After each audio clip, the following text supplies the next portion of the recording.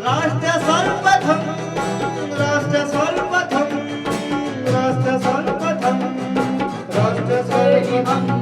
राष्ट्र सर्वप्रथम की बात कार्यक्रम में आप सभी राष्ट्रवासियों का हार्दिक स्वागत है। संसद का मानसून सत्र 21 जुलाई से 12 अगस्त तक आयोजित किया जाएगा। केंद्रीय संसदीय कार्य मंत्री किरेन रिजिजू ने जानकारी साझा की। केंद्रीय सड़क परिवहन एवं राजमार्ग मंत्री नितिन गडकरी ने दिल्ली के उपराज्यपाल वीके सक्सेना तथा मुख्यमंत्री रेखा गुप्ता के साथ बैठक की।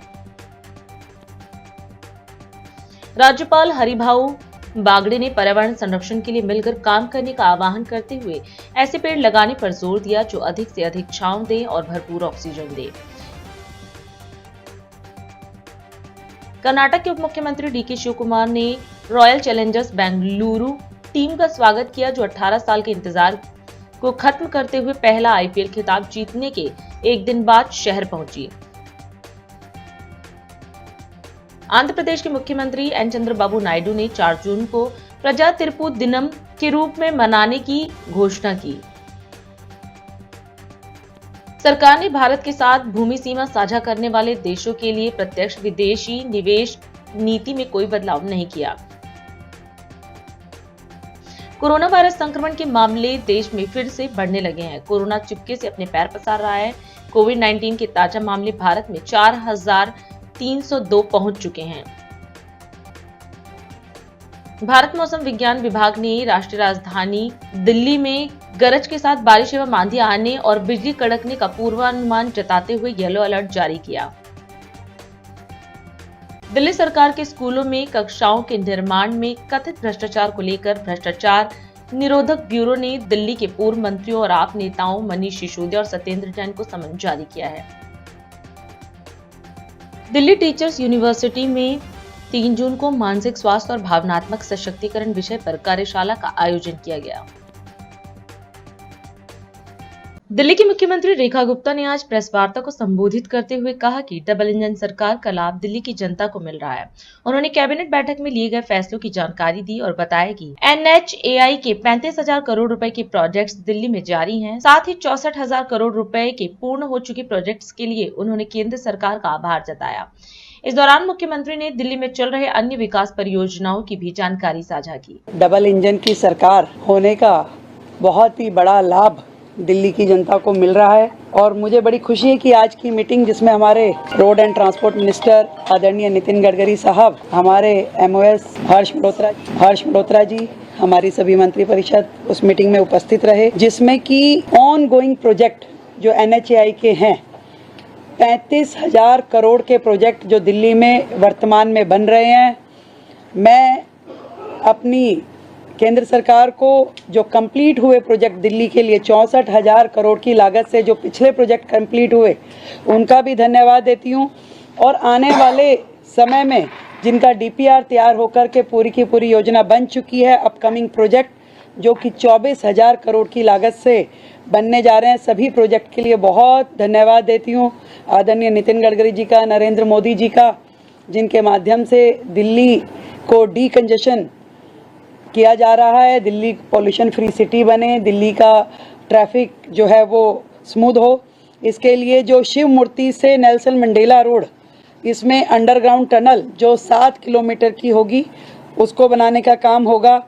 इसी प्रकार INA से एयरपोर्ट जो बाद में आगे फरीदाबाद गुड़गांव कनेक्ट होगी, इस पर भी एलिवेटेड रोड बनाने का काम शुरू होगा। दिल्ली कटरा और आगे अमृतसर ये पूरा हाईवे बनेगा जो कि UER सेकंड से कनेक्ट होगा।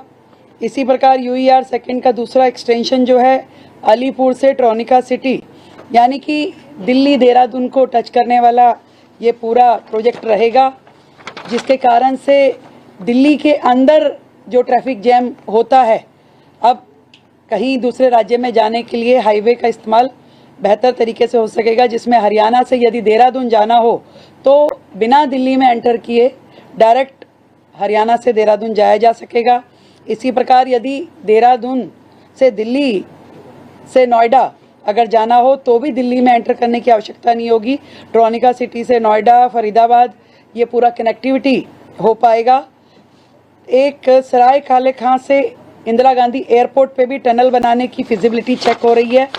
बहुत सारे प्रोजेक्ट जिसपे कि केंद्र की हमारी ट्रांसपोर्ट मिनिस्ट्री और दिल्ली सरकार की आपस में गहन बातचीत होने के बाद जो रिजल्ट निकल के आए, जिसमें हमारी दिल्ली के जो रोहतक रोड है, जो पंजाबी बाग से आगे नांगलोई, आश्रम से बदरपुर और एमजी रोड, अब NHAI ने हैंडओवर ले लिया है और इन सभी रोड्स को सिग्नल फ्री किया जाएगा और इसका काम जल्द शुरू होगा। मुझे बड़ी खुशी है कि NHAI द्वारा, आदरणीय नितिन गडकरी जी द्वारा हमारे जितनी रोड्स भी अब NHAI बनाएगी, उसके साथ में उसका ड्रेनेज सिस्टम, उसकी साइड लेन, वो सब भी NHAI करेगी, ताकि जो मल्टीपल एजेंसी का प्रॉब्लम रहता है कि बाद में पानी जमा होना या ड्रेनेज को जोड़ना, उसकी समस्या रहती थी, वो भी अब अपने खर्चे पे NHAI दिल्ली को करके देगा और PWD उसमें सहयोग करेगी। हमारे लिए बड़ी खुशी की बात है। इसी तरीके से ROB और RUB, रोड ओवर ब्रिज और रोड अंडर ब्रिज, इसके लिए भी 150 करोड़ की मंजूरी आज हमें NHAI के द्वारा मिली है। मैं दिल की गहराई से बहुत धन्यवाद करती हूँ आदरणीय नरेंद्र मोदी जी का, जिनके माध्यम से दिल्ली को जो सुकून मिल पा रहा है। आज लगभग 1.25 लाख करोड़ के प्रोजेक्ट जो कि केंद्र सरकार ने दिल्ली को डीकंजेस्ट करने के लिए शुरू किए, पूरे किए, उसके लिए मैं दिल की गहराई से दिल्ली की ओर से धन्यवाद करती हूँ। और लगातार हमें केंद्र सरकार की ओर से सहयोग पहले भी मिलता रहा है दिल्ली को, और आगे भी इसी प्रकार मिलता रहेगा। दिल्ली एक बेहतर और वर्ल्ड क्लास सिटी बन पाएगी और सबकी इच्छा यही है कि दिल्ली को। और एक और अच्छी बात जो पहले भी हमारा NHAI ने जितना भी वेस्ट था, जितना हमारा उसमें इनट था, उसको उपयोग किया गया रोड बनाने के लिए। दोबारा से ये बात को हमने रीएश्योर किया कि दिल्ली का जितना इनट वेस्ट होगा उसको NHAI द्वारा जितनी सड़कें बनाई जाएंगी उसमें उपयोग होगा, ताकि दिल्ली की सड़कों का वेस्ट भी ख़त्म होगा। दिल्ली से जो हमारा जितना कूड़े के पहाड़ हैं वो भी हम कम कर पाएंगे। कुल मिलाकर के मिल करके दिल्ली को बेहतर, सुंदर, ग्रीन दिल्ली बनाने की दिशा में आज की इस मीटिंग का बहुत महत्वपूर्ण योगदान रहने वाला है। और भी बहुत सारे प्रोजेक्ट जो हैं दिल्ली के, उसको मंजूरी हमारी केंद्र सरकार की ओर से दी गई है। बहुत बहुत धन्यवाद करती हूँ आदरणीय नरेंद्र मोदी जी का, आदरणीय नितिन गडकरी जी का, जिनके माध्यम से दिल्ली को एक बहुत बड़ा सहयोग दिया जा रहा है। धन्यवाद। मुख्यमंत्री नीतीश कुमार ने पटना जिला अंतर्गत अतमलगोला में करोड़ों रुपए लागत की प्रखंड सह अचल कार्यालय एवं आवासीय परिसर के नवनिर्मित भवनों का फीता काटकर एवं शिलापट्ट अनावरण कर उद्घाटन किया। उद्घाटन के पश्चात मुख्यमंत्री ने प्रखंड सह अचल कार्यालय भवन के विभिन्न विभागों का निरीक्षण कर व्यवस्थाओं और सुविधाओं की जानकारी ली। मुख्यमंत्री ने अतमलगोला के नवनिर्मित जीविका भवन की चाबी जीविका दीदियों को सौंपी। इस दौरान मुख्यमंत्री ने जीविका दीदियों से कहा कि आप लोग अच्छा काम कर रही हैं, इसी तरह काम करते रहिए। आप लोगों की सुविधाओं और सहूलियत का ध्यान सरकार रख रही है ताकि आप लोग आगे बढ़ें। यह कार्यालय भवन 3 मंजिला है। प्रखंड सह अचल कार्यालय परिसर में पदाधिकारियों एवं कर्मियों के लिए आवास भी निर्मित किया गया है। भवन के छत पर 50 किलोवाट का सोलर पैनल लगाया गया है, जिससे कार्यालय भवन में बिजली की बचत होगी। इसके पश्चात मुख्यमंत्री ने अतमलगोला में करोड़ों रुपए लागत की राजकीय अन्य पिछड़ा वर्ग कन्या आवासीय +2 उच्च विद्यालय के नवनिर्मित भवन का फीता काटकर शिलापट्ट अनावरण कर उद्घाटन किया। उद्घाटन के पश्चात मुख्यमंत्री ने भवन का निरीक्षण किया। इस भवन में प्रशासनिक भवन सहित विद्यालय भवन, 260 + 260 बेड का 2 छात्रावास भवन एवं 20 शिक्षकों तथा अन्य कर्मियों के लिए आवास का निर्माण किया गया है। निरीक्षण के दौरान मुख्यमंत्री ने छात्रावास की व्यवस्थाओं की जानकारी ली। उन्होंने कहा कि यह भवन अच्छा बना है, विद्यार्थियों के पठन पाठन और रहन सहन की व्यवस्था की गई है। विद्यार्थियों के लिए खेल मैदान का भी निर्माण कराएं ताकि पढ़ाई के साथ साथ खेल कूद में भी सक्रिय रहे।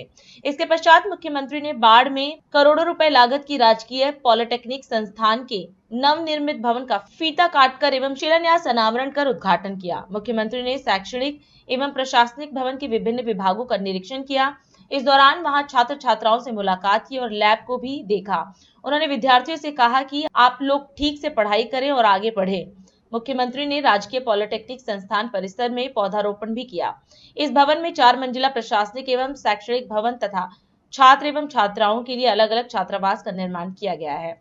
भवन की छत पर 150 किलोवाट का सोलर पैनल लगाया गया है, जिससे कार्यालय भवन में बिजली की बचत होगी। इसके पश्चात मुख्यमंत्री ने बाढ़ में करोड़ों रुपए लागत की 100 बेड वाले नए अस्पताल भवन का फीता काटकर एवं शिलान्यास अनावरण कर उद्घाटन किया। उद्घाटन के पश्चात मुख्यमंत्री ने अस्पताल के विभिन्न भागों, नर्सेज रूम, ओपीडी, भर्ती कक्ष आदि का निरीक्षण किया और वहां की व्यवस्थाओं और सुविधाओं की जानकारी दी। मुख्यमंत्री नीतीश कुमार ने आज पटना जिला अंतर्गत विक्रम लॉक कैनाल बैंक सौर ऊर्जा परियोजना का फीता काटकर उद्घाटन किया। उद्घाटन के पश्चात मुख्यमंत्री ने विक्रम लॉक कैनाल बैंक सौर ऊर्जा परियोजना परिसर का निरीक्षण किया और परियोजना की कार्य पद्धति एवं व्यवस्थाओं के संबंध में जानकारी ली। निरीक्षण के क्रम में अधिकारियों ने मुख्यमंत्री को बताया कि बिहार सरकार के जल जीवन हरियाली अभियान के 10वें अवयव के तहत हरित ऊर्जा के लक्ष्य को ध्यान में रखते हुए राज्य में सौर ऊर्जा संयंत्र लगाए जा रहे हैं। इसके तहत पटना जिला में विक्रम लॉक के समीप मुख्य नहर के किनारे जल संसाधन की भूमि पर 2 मेगावाट क्षमता का सौर ऊर्जा परियोजना का निर्माण कराया गया है। इस परियोजना को स्थापित करने के लिए राज्य सरकार द्वारा राशि का वहन नहीं किया गया है। ऊर्जा विभाग द्वारा किए गए इकरारनामा के तहत निजी कंपनी के द्वारा 25 वर्षों के लिए 3.10 प्रति यूनिट की दर से बिजली ऊर्जा विभाग को उपलब्ध कराई जाएगी। विक्रम तथा इसके आसपास के लोगों को सस्ते दर पर हरित एवं स्वच्छ ऊर्जा का लाभ मिलेगा। निरीक्षण के दौरान मुख्यमंत्री ने कहा कि राज्य सरकार जल जीवन हरियाली अभियान के तहत सौर ऊर्जा को बढ़ावा दे रही है। इसके लिए राज्य के विभिन्न नहरों, बांधों, नदी एवं तटबंधों के किनारे खाली पड़े स्थलों का सर्वे कराकर बड़े पैमाने पर सौर ऊर्जा संयंत्र का निर्माण कराया जा रहा है। उन्होंने कहा कि सौर ऊर्जा के उत्पादन से पारंपरिक ऊर्जा पर निर्भरता कम होगी, प्रदूषण रहित ऊर्जा को बढ़ावा मिलेगा, साथ ही कार्बन उत्सर्जन में कमी होगी एवं पर्यावरण संरक्षण में इसका लाभ मिलेगा। इस परियोजना के संचालन से स्थानीय लोगों को रोजगार मिलेगा और इससे आर्थिक लाभ भी होगा। उन्होंने कहा कि बिजली के क्षेत्र में हम लोगों ने कई काम किए हैं, हर घर तक बिजली पहुंचा दी गई है। लोगों को सस्ती, गुणवत्तापूर्ण एवं निर्बाध बिजली उपलब्ध कराने के लिए हम लगातार काम कर रहे हैं। कार्यक्रम में ऊर्जा विभाग के सचिव पंकज कुमार पाल ने विक्रम लॉक कैनाल बैंक सौर ऊर्जा परियोजना तथा राज्य के अन्य सौर ऊर्जा परियोजनाओं की अद्यतन स्थिति के संबंध में प्रस्तुतिकरण के माध्यम से मुख्यमंत्री को विस्तृत जानकारी दी। करोलबाग जोन वार्ड समिति के चेयरमैन 2 जून को चुने गए। वार्ड 51 के निगम पार्षद पुनीत रॉय 4 जून को अपने सैकड़ों समर्थकों, पार्टी कार्यकर्ताओं के साथ ढोल नगाड़े की थाप पर चेयरमैन पद बुधवार को ग्रहण किया। चेयरमैन पुनीत राय के साथ साथ डिप्टी चेयरमैन चुनी गई श्रीमती चौहान ने भी पदभार ग्रहण किया। इस अवसर पर अलका ढींगरा, मुनीश ढींगरा, राकेश जोशी, अंकुश नारंग एवं कई निगम पार्षद, पूर्व विधायक, पूर्व निगम पार्षद महेश खिची भी कार्यक्रम में शरीक होकर नवनियुक्त चेयरमैन पुनीत रॉय को शुभकामना प्रदान की। चेयरमैन पुनीत रॉय एवं अन्य ने नेशनल टीवी चैनल, सर्वधर्म संगम, news portal, DID news, Dainik India दर्पण को क्या बताया, आप खुद सुने। मुझे लग रहा है थोड़ा कंधों पे वजन ज्यादा आ गया। पहले एक वार्ड संभालना पड़ता था, 13 के 13 वार्ड संभालने पड़ेंगे और जो भी जितना भी हम कर सकते हैं उतना करेंगे, जितना हमारे अंदर ताकत है, शक्ति है, जितना हम कर सकते हैं इस जोन के लिए उतना करेंगे। मेरे साथ मेरे बड़े भाई राकेश जोशी जी बैठे हुए हैं, इनसे मैं पूरा का पूरा समझूंगा क्योंकि इन्होंने अपने 6-7 महीने के कार्यकाल में बहुत बढ़िया करोलबाग में काम किया, तो इनसे सीखने को बहुत कुछ मिलेगा। मेरे बड़े भाई महेश खिची जी बैठे हुए हैं जो दिल्ली के मेयर रह चुके हैं, तो हमारे पास हमारे करोलबाग जोन में बहुत सारा एक्सपीरियंस है जो मेरे को और कविता जी को बहुत बेनिफिट देगा। जब आप निगम पार्षद शुरू बन के आए, उसके बाद जो है आपने जो है चेयरमैन के नाम से अपने भ्रष्टाचार के ऊपर अपने लेटर लिखा था और आज चेयरमैन खुद बन गए, तो उस पर क्या संज्ञान लेंगे सर? देखिए, सबसे पहले तो मैं इस टाइम मेरा जो प्राइम मोटिव है वो है मानसून। देखिए, जल भराव बहुत ज़्यादा हो जाता है पूरे के पूरे करोलबाग जोन में। कुछ हमारे वनरेबल पॉइंट्स हैं जहाँ पर बहुत ज़्यादा जल भराव होता है, तो मेरे को सबसे पहले उसके ऊपर एक्शन लेना है। साइड बाय साइड ये जो अतिक्रमण बढ़ रहा है, जो इलीगल बिल्डिंग्स बन रही है, उसके ऊपर भी मैं पूरा संज्ञान लूँगा। आज मैंने ज्वाइन किया, कल मैंने HODs की मीटिंग बुलाई हुई है, कल 1 बजे मैं सारे HOD से सारी डिटेल लेके आपके साथ साझा कर दूँगा। सबसे पहले तो मैं अपने शीर्ष नेतृत्व का धन्यवाद करनी चाहूँगी। हमारे पूर्व मुख्यमंत्री श्री अरविंद केजरीवाल जी, श्री सिसोदिया जी, आतिशी मैम, हमारे राज्यसभा सांसद संजय भैया, हमारे दिल्ली प्रदेश अध्यक्ष सौरभ भारद्वाज जी, हमारे MCD प्रभारी योगेश पाठक जी और LOP नारी का धन्यवाद करना चाहूँगी, जिन्होंने आज मेरे ऊपर ये करोल बाग जोन के डिप्टी चेयरमैन की जिम्मेदारी सौंपी है। मेरा सबसे पहला काम यही होगा कि मानसून आने वाला है, तो मानसून के पहले से ही उससे निपटने की तैयारी करने की कोशिश करेंगे। हम लोग के कहीं भी कोई जल भराव ना हो, डिसिल्टिंग हो और कोई भी परेशानी जनता को ना आए। और साफ़ सफाई जो भी है उस पर हम पूरा फोकस करेंगे, पूरे जोन में साफ़ सफाई का काम अच्छे से चले। सबसे पहले मैं अपनी पार्टी के शीर्ष नेतृत्व का धन्यवाद करना चाहता हूँ कि जिन्होंने पुनीत राय जी जैसे जुझारू और संघर्षशील व्यक्ति को कोरोना जोन का दायित्व संभाल दिया है, और साथ ही बहन कविता चौहान जी को डिप्टी चेयरमैन के पद पर जिम्मेवारी दी है। तो मुझे उम्मीद है कि आने वाले समय में ये दोनों मिलकर कोरोना जोन के अंदर बेहतर तरीके से काम करेंगे। जो निगम पार्षदों की समस्या है उनको अधिकारियों के साथ तालमेल मिलाकर उसको हल करेंगे। साथ ही जो कोरोना क्षेत्र के अंदर जो लोग रहते हैं उनकी समस्याओं का निवारण करेंगे। और मुझे पूरा विश्वास है क्योंकि जिस तरीके से मैंने इनको पहले भी काम करते रहकर देखा है, एज ए निगम पार्षद बहुत बेहतर तरीके से काम करते हैं। आने वाले समय में कोरोना जोन के सभी लोगों की समस्या को हल करेंगे। सबसे पहले तो मैं अरविंद केजरीवाल जी और शीर्ष नेता का धन्यवाद करना चाहता हूँ कि उन्होंने पुनीत राय जी को जोन का चेयरमैन और कविता चौहान जी को जोन का डिप्टी चेयरमैन बनाया है। उसके लिए मैं उनका धन्यवाद करना चाहता हूँ। साथ ही साथ पुनीत राय जी को जोन चेयरमैन बनने पर और कविता चौहान जी को डिप्टी चेयरमैन बनने पर बहुत बहुत हार्दिक शुभकामनाएं और बधाई देता हूँ। और मैं आप सभी आपके चैनल के माध्यम से अपने सभी जोन के क्षेत्रवासियों को ये विश्वास दिलाता हूँ कि ये दोनों आपकी कसौटी पर खरे उतरेंगे और पूरी मेहनत और लगन से आपके क्षेत्र का विकास करेंगे। जो भी पार्षद अपनी समस्या लेके, अपने वार्डों की समस्या लेके इनके पास आएगा, मुझे पूर्ण विश्वास है पूरी मेहनत लगन से उनके कामों को करेंगे। क्योंकि जोन चेयरमैन बनना एक बड़ा ही अपने में नाम है, और जोन चेयरमैन का कार्य यही होता है कि अपने पूरे जोन के अंदर हमारे 13 वार्ड आते हैं, 13 वार्डों को साफ सफाई देखना, उसकी जल भराव की समस्या ना हो, अतिक्रमण ना हो, उनको ये सारे कार्यभार देखना हमारे जोन चेयरमैन का काम है। मुझे पूर्ण विश्वास है इस काम को करने में पूरा सक्षम रहेंगे, पूरी ईमानदारी से काम करेंगे। पिछले जोन चेयरमैन हमारे जोशी जी, हमारे जो चेयरमैन थे राकेश जोशी जी, उनके नेतृत्व में भी उनसे भी ये देखेंगे कि किस तरह से जोशी जी ने काम किया है, उन्हीं से सीख लेकर और सभी पार्षदों से सलाह मशवरा लेकर जो उनकी जो कार्रवाई है उसको साफ सफाई रखने में उनका मेहनत और लगन से काम करें। देखिए, आज चेयरमैन और डिप्टी चेयरमैन की जो नए नियुक्त हुए हैं कि आज यहाँ पे जोन में ज्वाइन कर रहे हैं, तो पुनीत राय जी को आम आदमी पार्टी की तरफ से माननीय हमारे पूर्व मुख्यमंत्री राष्ट्रीय संयोजक अरविंद केजरीवाल जी की तरफ से नियुक्त किया गया। मैं बहुत बहुत शुभकामनाएं देता हूँ पुनीत राय जी को, जो हमारे वार्ड 91 से बड़े जुझारू कार्यशील रमेश नगर के पार्षद हैं। साथ में हमारी पटेल नगर से हमारी साथी और हमारी माता दुल्हन कविता चौहान जी को यहाँ पे डिप्टी चेयरमैन बनाया गया।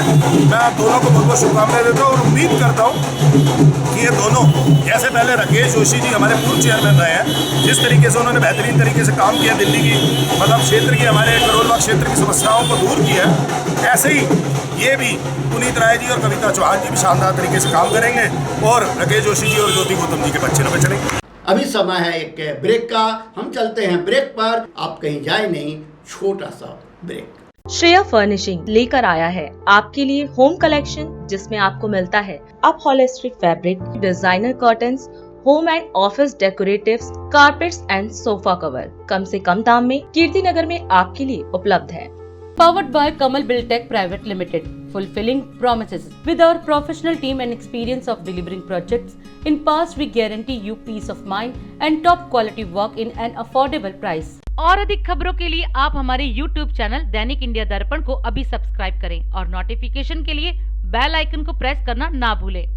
राष्ट्र सर्वप्रथम की बात कार्यक्रम में ब्रेक के बाद एक बार फिर आप सभी राष्ट्रवासियों का स्वागत है। राजस्थान के मुख्यमंत्री भजनलाल शर्मा ने वंदे गंगा जल संरक्षण जन अभियान को लेकर प्रदेशवासियों के लिए एक विशेष संदेश दिया। इस दौरान उन्होंने गंगा दशहरा और विश्व पर्यावरण दिवस के अवसर पर 5 जून से वंदे गंगा जल संरक्षण जन अभियान की शुरुआत की घोषणा की। उन्होंने बताया कि यह अभियान भूजल स्तर बढ़ाने और जल स्रोतों के पुनर्जीवन के उद्देश्य से शुरू किया गया है। मुख्यमंत्री ने कहा कि इस जन आंदोलन के जरिए पर्यावरण संरक्षण की सांस्कृतिक परंपराओं को बढ़ावा दिया जाएगा और लोगों को जल एवं पर्यावरण की महत्ता के प्रति जागरूक किया जाएगा।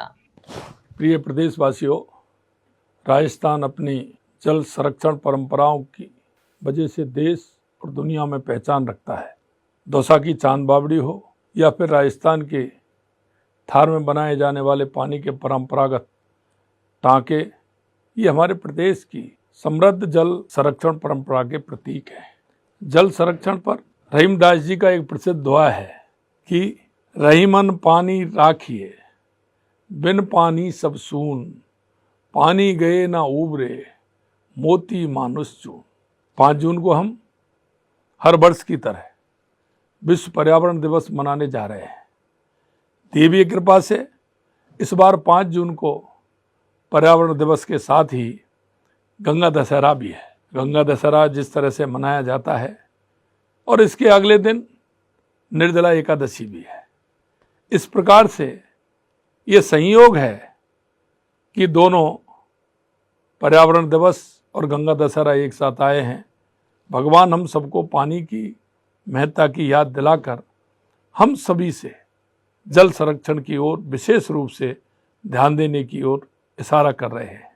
आइए हम सब 5 जून से प्रारंभ हो रहे वंदे गंगा जल संरक्षण जन अभियान एवं एक पेड़ माँ के नाम अभियान में बढ़ चढ़ करके हिस्सा लें। यह अभियान हम सभी प्रदेशवासियों का अपना अभियान है एवं इसमें हम सब की सहभागिता महत्वपूर्ण है। हम सब इस गंगा दशमी के दिन अपने आसपास के जल स्रोत, नदियों, जलधाराओं, तालाबों की पूजा अर्चना करें। साथ ही बावड़ियों, तालाब, कुओं, बांधों, नदियों आदि के संरक्षण एवं सफाई इत्यादि में बढ़ चढ़ कर योगदान दें ताकि बारिश का जल व्यर्थ बहकर नहीं जाए। वृक्षारोपण के लिए गड्ढे पहले से तैयार कर लें, पानी का दुरुपयोग रोकें, सभी तरह के प्रदूषण को रोकने में अपना सहयोग देकर पर्यावरण के प्रति अपना कर्तव्य को निभाएं। भाजपा की राष्ट्रीय प्रवक्ता डॉक्टर सुधांशु त्रिवेदी ने दिल्ली स्थित पार्टी मुख्यालय में प्रेस कॉन्फ्रेंस की।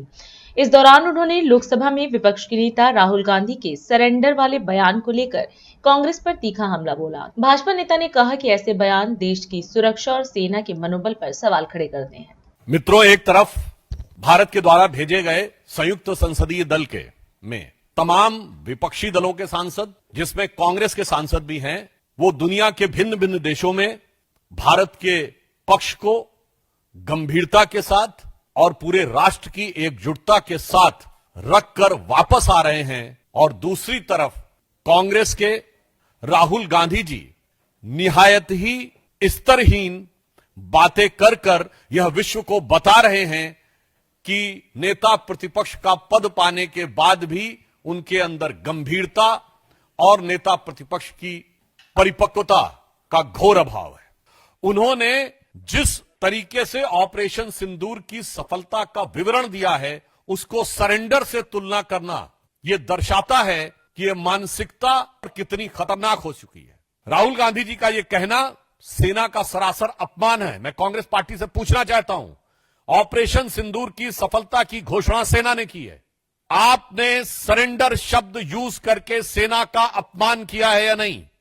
और मैं दूसरा बताना चाहता हूं राहुल गांधी जी से कि अगर आपको यह समझना है सरेंडर, तो याद करिए राहुल गांधी जी केवल 2 साल पहले आप विदेश में गए थे और आपने कहा था why the defenders of democracy America and Europe are silent and not interfering in India. यह था सरेंडर। 15 जुलाई 2011 को आपने कहा it's impossible to totally control terrorism. यह था आतंक के आगे सरेंडर। 26/11 के हमले के बाद आपकी सरकार ने शर्म अल शेख में कहा कि कंपोजिट डायलॉग प्रभावित नहीं होगा आतंकी घटनाओं के साथ। यह था आतंक की मानसिकता के साथ सरेंडर। आपकी पार्टी के कारनामे आजाद हिंदुस्तान के कैलेंडरों में सरेंडर से भरे पड़े हैं। उत्तर प्रदेश के मुख्यमंत्री योगी आदित्यनाथ की अध्यक्षता में मंगलवार को कैबिनेट की बैठक संपन्न हुई। बैठक के उपरांत कैबिनेट मंत्री सुरेश खन्ना और नंद गोपाल गुप्ता नंदी ने संयुक्त रूप से प्रेस वार्ता को संबोधित किया। मंत्री सुरेश खन्ना ने जानकारी दी कि बैठक में कुल 10 प्रस्तावों को मंजूरी प्रदान की गई है। आज कैबिनेट के समक्ष कुल 11 प्रस्ताव स्वीकृत हेतु आए थे। एक प्रस्ताव ओडीओपी वाला, उसको डिफर किया गया है फर्दर कंसिडरेशन के लिए। शेष 10 प्रस्ताव पर मंत्रिपरिषद की सहमति मिल गई।